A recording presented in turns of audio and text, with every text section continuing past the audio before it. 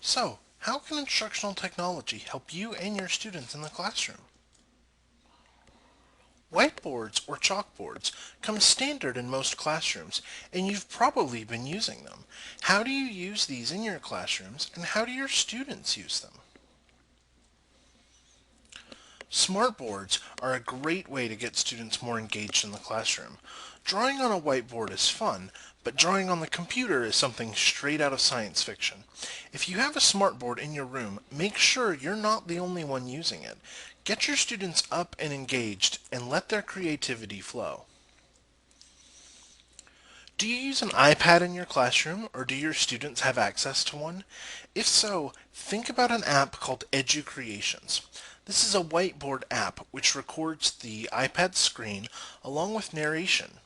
EduCreations lets you and your students put together short, creative demonstrations and videos, and besides all that, it's just fun to use. PowerPoint has been a standard tool for some time when it comes to presentations, but there are options inside PowerPoint which are still rarely seen. Here in Instructional Support and Online Learning, we've used PowerPoint to create graphics, animations, and even video using the TechSmith Relay plugin. As a visual tool, PowerPoint works best the more creative you are. Remember, PowerPoint should be used to reinforce a presentation. Don't just read from the slides. In fact, the less text you have inside the PowerPoint presentation, the more use you'll get out of it. You've gotten to experience SoftChalk in this lesson as a student, but did you know that you have access to create presentations with it as an AB Tech faculty member? SoftChalk is a great tool for presentations in a face-to-face class as well as an online classroom. With the addition of easy-to-insert video, practice activities, and supplemental resources, SoftChalk brings a lot of interaction to your presentations and keeps students focused and engaged. Prezi is another software for creating presentations, available as a free download. Many instructors and students have remarked that they enjoy Prezi more than PowerPoint because the slide transitions are a lot more fun. Prezi is a great tool for visual effect, and it can get students to go through the content at their own speed and in their own path. Prezi files are often non-linear, giving students the chance to really explore a presentation. This is a great way to do what's called a digital poster. In addition, because Prezi is a free tool, students can create their own presentations with it as well. If you're using Prezi in your classroom, we do recommend having a PowerPoint version of the content available as well. Prezi is very difficult to make accessible for students with visual or certain cognitive impairments, and the transition options available can be overwhelming for some students.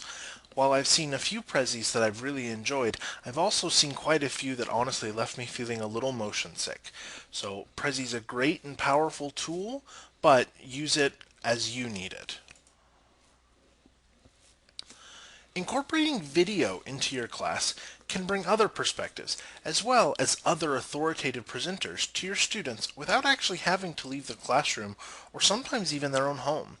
That said, be careful with the length of your videos. Studies show that the average viewer decides within the first 30 seconds whether they will watch a video, and attention rapidly drops off at the 6-minute mark. Try to keep your videos within that time period, and don't be afraid to split your content into multiple videos. If you want an example, answer this question and answer it honestly. How long was this video running before you started checking your email? How long until you checked your phone? It's important things to think about. TechSmith Relay is one tool available for instructors to create video content for their students. Consider using TechSmith to create weekly review resources or a weekly Q&A session. Record your introduction to the class and walk students through your course requirements.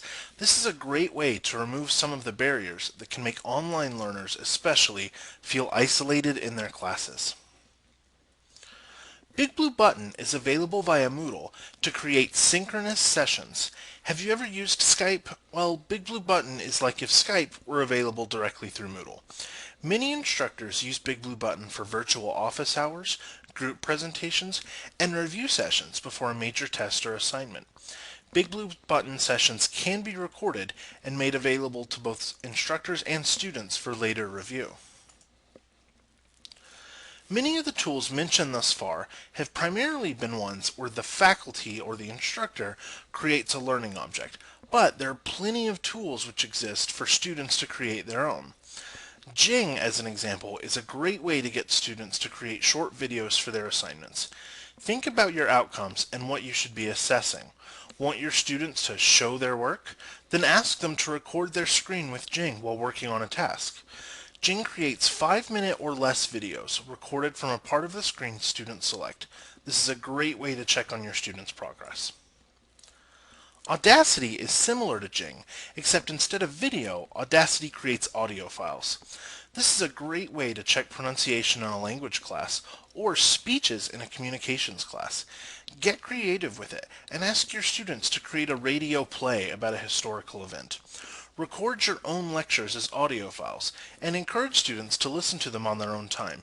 You'd be surprised how much you can learn from headphones while on the treadmill. Finally, many tools exist which can help students to access previously unavailable classroom material which circumstances may have prevented. JAWS and Dragon are two of these tools used here at AB Tech to help students with visual or auditory impairments access course materials.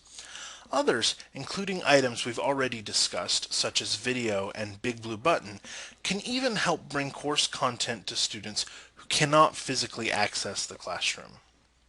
These are just some examples of various instructional and classroom technologies that can help both you and your students. As you develop your courses, think about some other ways to use these tools and others. The sky really is the limit when it comes to being creative with these kind of tools.